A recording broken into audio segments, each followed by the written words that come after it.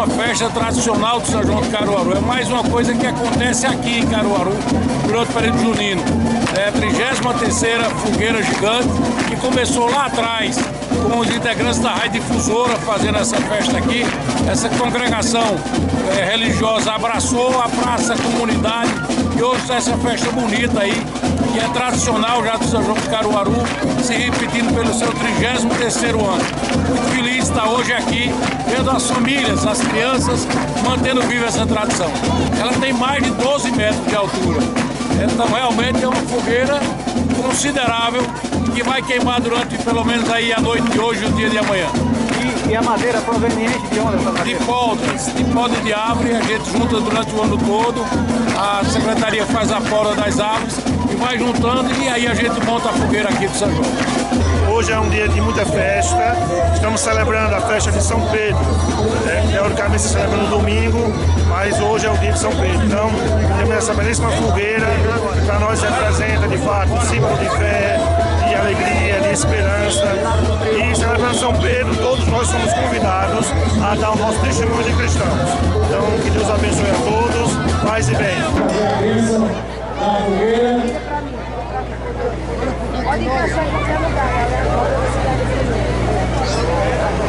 Meus irmãos, minhas irmãs, boa noite.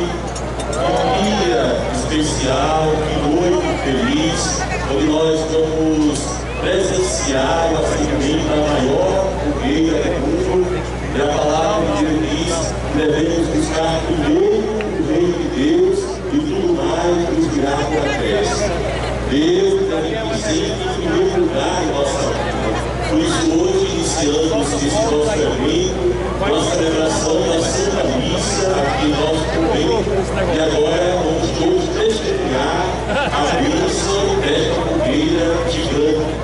E o fogo que será aceso logo mais possa relembrar Jesus, que é a luz do mundo, a luz da nossa vida e a fé que deve sempre ser acesa no interior do nosso coração.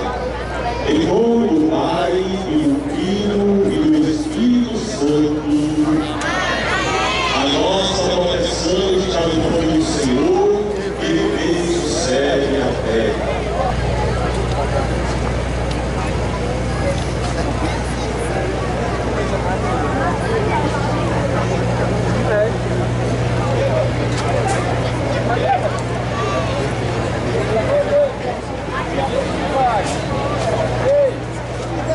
E viva São Pedro! Viva os Santos Unidos! Viva São João! Viva São Pedro! Vamos fazer uma contagem regressiva. Vamos aqui, Rio. Dá para trazer aqui, Maria?